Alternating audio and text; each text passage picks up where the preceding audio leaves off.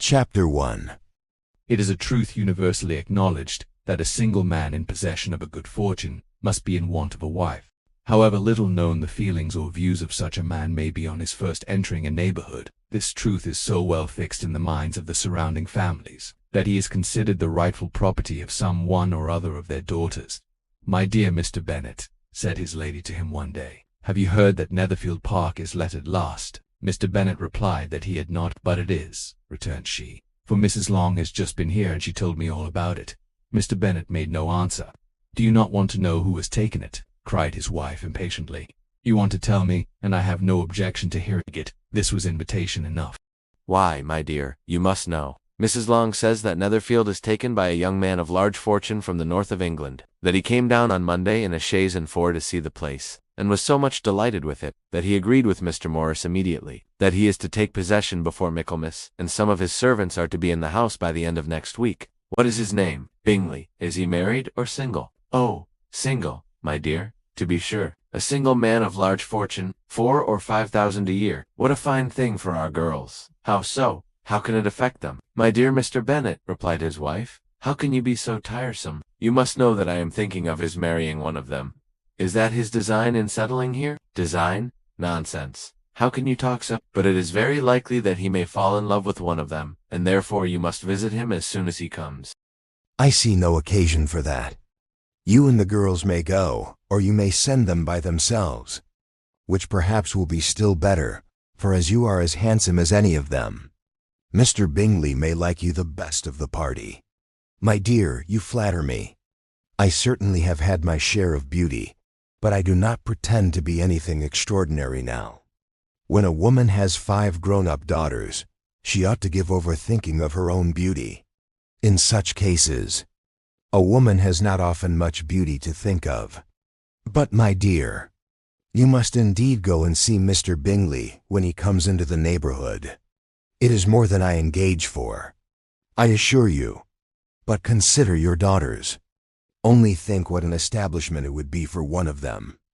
Sir William and Lady Lucas are determined to go merely on that account, for in general, you know, they visit no newcomers. Indeed you must go, for it will be impossible for us to visit him if you do not. You are over-scrupulous, surely. I dare say Mr. Bingley will be very glad to see you, and I will send a few lines by you to assure him of my hearty consent to his marrying whichever he chooses of the girls. Though I must throw in a good word for my little Lizzie. I desire you will do no such thing. Lizzie is not a bit better than the others, and I am sure she is not half so handsome as Jane, nor half so good-humored as Lydia. But you are always giving her the preference." "They have none of them much to recommend them," replied he. "They are all silly and ignorant like other girls. But Lizzie has something more of quickness than her sisters. Mr. Bennet, how can you abuse your own children in such a way?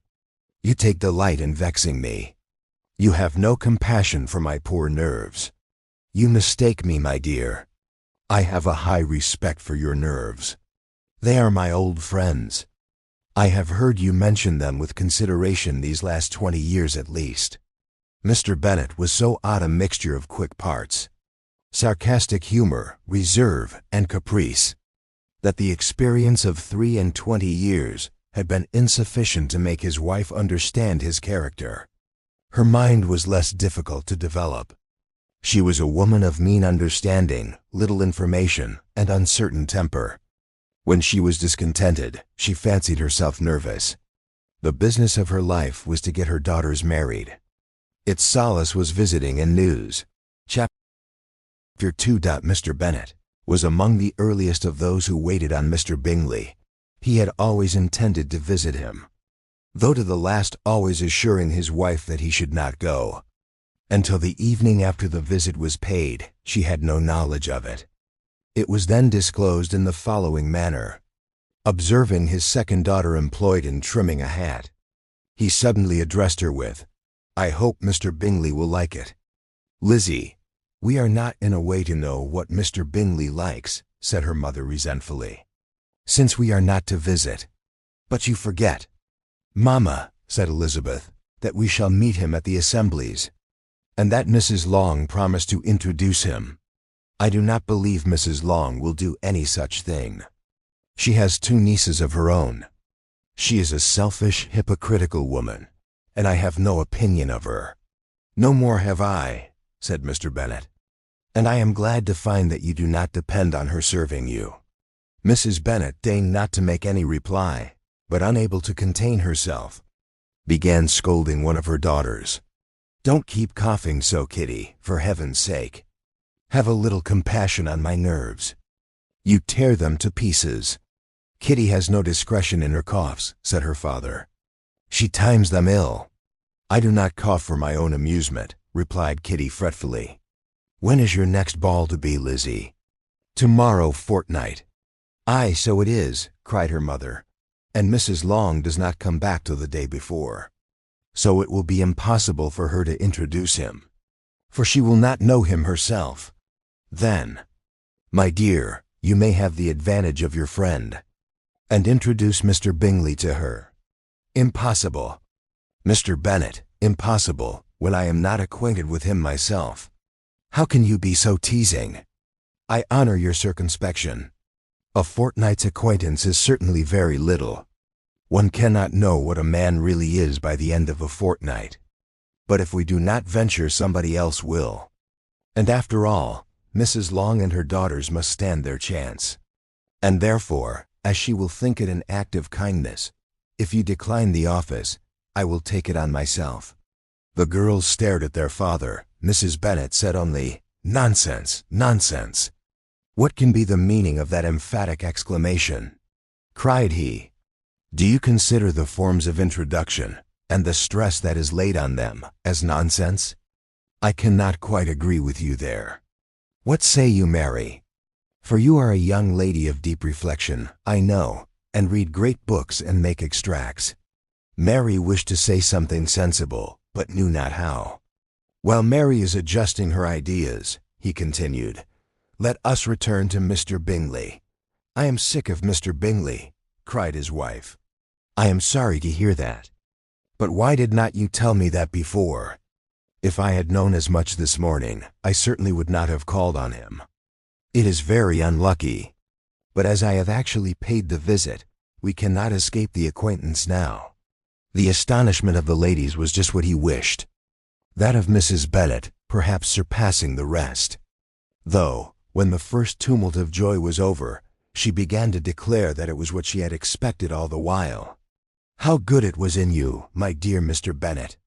But I knew I should persuade you at last. I was sure you loved your girls too well to neglect such an acquaintance. Well, how pleased I am! And it is such a good joke, too, that you should have gone this morning and never said a word about it till now." "Now, Kitty, you may cough as much as you choose," said Mr. Bennet. And as he spoke, he left the room, fatigued with the raptures of his wife. "What an excellent father you have, girls," said she, when the door was shut. "I do not know how you will ever make him amends for his kindness, or me either, for that matter. At our time of life it is not so pleasant, I can tell you, to be making new acquaintances every day. But for your sakes we would do anything. Lydia, my love, though you are the youngest, I dare say Mr. Bingley will dance with you at the next ball." "Oh," said Lydia stoutly, "I am not afraid, for though I am the youngest, I'm the tallest." The rest of the evening was spent in conjecturing how soon he would return Mr. Bennet's visit, and determining when they should ask him to dinner. Chapter 3. Not all that Mrs. Bennet, however, with the assistance of her 5 daughters, could ask on the subject, was sufficient to draw from her husband any satisfactory description of Mr. Bingley. They attacked him in various ways, with barefaced questions, ingenious suppositions, and distant surmises. But he eluded the skill of them all, and they were at last obliged to accept the second-hand intelligence of their neighbor, Lady Lucas. Her report was highly favorable. Sir William had been delighted with him. He was quite young, wonderfully handsome, extremely agreeable, and to crown the whole, he meant to be at the next assembly with a large party. Nothing could be more delightful. To be fond of dancing was a certain step towards falling in love, and very lively hopes of Mr. Bingley's heart were entertained. "If I can but see one of my daughters happily settled at Netherfield," said Mrs. Bennet to her husband, "and all the others equally well married, I shall have nothing to wish for." In a few days Mr. Bingley returned Mr. Bennet's visit, and sat about 10 minutes with him in his library. He had entertained hopes of being admitted to a sight of the young ladies, of whose beauty he had heard much, but he saw only the father. The ladies were somewhat more fortunate, for they had the advantage of ascertaining from an upper window that he wore a blue coat, and rode a black horse. An invitation to dinner was soon afterwards dispatched, and already had Mrs. Bennet planned the courses that were to do credit to her housekeeping. When an answer arrived which deferred it all, Mr. Bingley was obliged to be in town the following day, and consequently unable to accept the honor of their invitation. Etc. Mrs. Bennet was quite disconcerted. She could not imagine what business he could have in town so soon after his arrival in Hertfordshire, and she began to fear that he might be always flying about from one place to another, and never settled at Netherfield as he ought to be. Lady Lucas quieted her fears a little by starting the idea of his being gone to London only to get a large party for the ball, and a report soon followed that Mr. Bingley was to bring 12 ladies and 7 gentlemen with him to the assembly. The girls grieved over such a number of ladies, but were comforted the day before the ball by hearing that instead of 12 he brought only 6 with him from London, his 5 sisters and a cousin. And when the party entered the assembly room, it consisted of only 5 altogether: Mr. Bingley, his 2 sisters, the husband of the eldest, and another young man. Mr. Bingley was good-looking and gentlemanlike. He had a pleasant countenance and easy, unaffected manners. His sisters were fine women, with an air of decided fashion. His brother-in-law, Mr. Hurst, merely looked the gentleman, but his friend Mr. Darcy soon drew the attention of the room by his fine, tall person, handsome features, noble mien, and the report which was in general circulation within 5 minutes after his entrance, of his having 10,000 a year. The gentleman pronounced him to be a fine figure of a man. The ladies declared he was much handsomer than Mr. Bingley, and he was looked at with great admiration for about half the evening, till his manners gave a disgust which turned the tide of his popularity, for he was discovered to be proud, to be above his company, and above being pleased, and not all his large estate in Derbyshire could then save him from having a most forbidding, disagreeable countenance, and being unworthy to be compared with his friend. Mr. Bingley had soon made himself acquainted with all the principal people in the room. He was lively and unreserved, danced every dance, was angry that the ball closed so early, and talked of giving one himself at Netherfield. Such amiable qualities must speak for themselves. What a contrast between him and his friend! Mr. Darcy danced only once with Mrs. Hurst and once with Miss Bingley, declined being introduced to any other lady, and spent the rest of the evening in walking about the room, speaking occasionally to one of his own party. His character was decided. He was the proudest, most disagreeable man in the world, and everybody hoped that he would never come there again. Amongst the most violent against him was Mrs. Bennet, whose dislike of his general behavior was sharpened into particular resentment by his having slighted one of her daughters. Elizabeth Bennet had been obliged, by the scarcity of gentlemen, to sit down for 2 dances, and during part of that time Mr. Darcy had been standing near enough for her to hear a conversation between him and Mr. Bingley, who came from the dance for a few minutes to press his friend to join it. "Come, Darcy," said he, "I must have you dance. I hate to see you standing about by yourself in this stupid manner. You had much better dance." "I certainly shall not. You know how I detest it, unless I am particularly acquainted with my partner. At such an assembly as this, it would be insupportable. Your sisters are engaged, and there is not another woman in the room whom it would not be a punishment to me to stand up with." "I would not be so fastidious as you are," cried Mr. Bingley, "for a kingdom. Upon my honor, I never met with so many pleasant girls in my life as I have this evening. And there are several of them, you see, uncommonly pretty. You are dancing with the only handsome girl in the room, said Mr. Darcy, looking at the eldest Miss Bennet. Oh, she's the most beautiful creature I ever beheld. But there is one of her sisters sitting down just behind you, who is very pretty, and I dare say very agreeable. Do let me ask my partner to introduce you. Which do you mean? And turning round, he looked for a moment at Elizabeth, till catching her eye, he withdrew his own and coldly said, She is tolerable, but not handsome enough to tempt me. I am in no humor at present to give consequence to young ladies who are slighted by other men. You had better return to your partner and enjoy her smiles, for you are wasting your time with me. Mr. Bingley followed his advice. Mr. Darcy walked off, and Elizabeth remained with no very cordial feelings toward him. She told the story, however, with great spirit among her friends, for she had a lively, playful disposition, which delighted in anything ridiculous. The evening altogether passed off pleasantly to the whole family. Mrs. Bennet had seen her eldest daughter much admired by the Netherfield party. Mr. Bingley had danced with her twice, and she had been distinguished by his sisters. Jane was as much gratified by this as her mother could be, though in a quieter way. Elizabeth felt Jane's pleasure. Mary had heard herself mentioned to Miss Bingley as the most accomplished girl in the neighborhood, and Catherine and Lydia had been fortunate enough never to be without partners, which was all that they had yet learnt to care for at a ball. They returned, therefore, in good spirits to Longbourn, the village where they lived, and of which they were the principal inhabitants.